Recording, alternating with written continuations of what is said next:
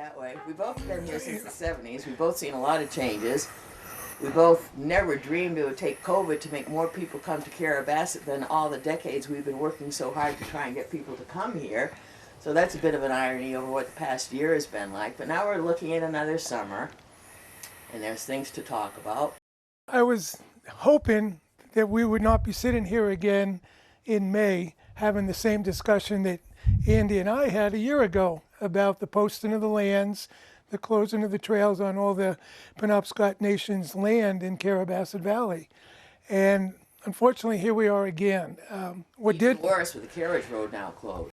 Yeah, the carriage road was, that kind of fell through a donut hole because they had already issued us a permit for the carriage road last year. But now the carriage road is closed. The narrow gauge to the south to the Jones lot is closed.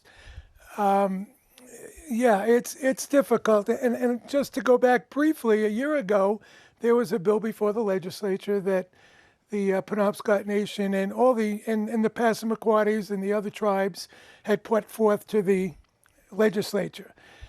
We didn't find out about it until the 11th hour, quite frankly. It started in March, and we found out about it in, I think it was right about now, late May, June. And what did happen because of COVID is the legislature stopped meeting. So the bill went over to this next legislature, which brought over a new bill, which in many ways was even more restrictive, in my opinion, than the first bill. But we were talking all through the winter. We talked, or we tried to talk, and so there we were again at odds with the Penobscots. Which, just a little bit of history, in 1980, the Maine Indian Settlement, or the Maine Indians Claim Act, and then the Maine Indian Settlement Act were passed in 1980. It went on for 8 years, from 1972 to 1980. And at the time, it was pretty much a landmark decision which gave back to the nations land, that it was specified land in the unorganized territories. Alder Stream up in Big Jam and 40 other parcels of land that were made available. What happened here in Carrabassett Valley, we're a town and a municipality. So what happened is Dead River, the Penobscots wanted Alder Stream, which is up in Eustis. But Dead River Company that owned that land and owned this land in Carrabassett would not sell one without the other. And I use the word sell. What it really was the federal government ended up giving tax breaks to the large corporations to deed their land over, which is fine. That was a win-win, and that was a good thing. But what happened was, and the Implementing Act specifically stated it, is that if land that was given to the nation was put into an organized town or city, that it would have to come before the voters of that town before it could be put into federal trust. And federal trust is a vehicle that really allows the nations to self-govern. And they are seeking sovereignty, which is understandable. The problem in our case is that we were like that little tiny little thing that was specifically earmarked that only happened because Dead River said you have to take it all or we're not going to sell you some. So here we sit. That being said, that's 40 years ago. And for 40 years, we've had a pretty good relationship. Like any marriage, any relationship, we've had ups and downs, but we've shared things. And, basically we built a lot of bike trails on their lands, and they approved of that. The carriage road, which we spoke of earlier, is the only access out to Flagstaff. And coincidentally, the main access to the Bigelow Preserve, which is public lands. And last year, again, we already had a permit. It was a yearly permit.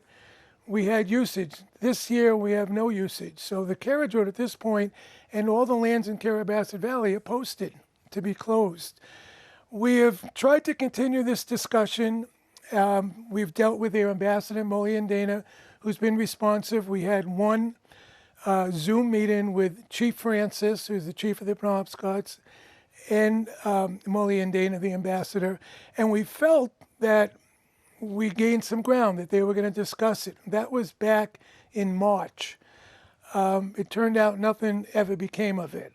And here we are now almost in June, and we've sent letters. We have gone and testified at the legislature for the new bill. It's Bill 1568, which got replaced by Bill 1626 at the 11th hour when we were there about 2 weeks ago. Anyway, long story short, it got tabled by the legislature. And we're not really sure why it got tabled by the legislature. In a lot of ways, it was more prohibitive than the bill that came a year ago. It had more things in there that basically took away all the state's rights to fish and game, water rights, hunting rights, and Department of Environmental Protection, the EPA. So the governor was clearly not in favor of it either. So it's been tabled till the next legislature, which is after January of this coming year. How can it be January of this coming year? It'd have to be January of 2022. So there's a long-winded introduction into where we're at. We continue to discuss. We've made numerous requests, and I know that this is a sovereignty issue for them, but we have not gotten any definitive conversations that indicate why the land is posted, why the roads and the permits not issued. This affects the ATV club, it affects the snowmobile club, and it affects all the UT trails, which is throughout the state of Maine. So it conflicts with a lot of things. And again, I will emphasize, it was through their generosity that we were able to build these trails and use those trails. So we're just trying to get to that point where we can see if we can pull that out of what they're proposing for sovereignty and have some type of a longer term agreement.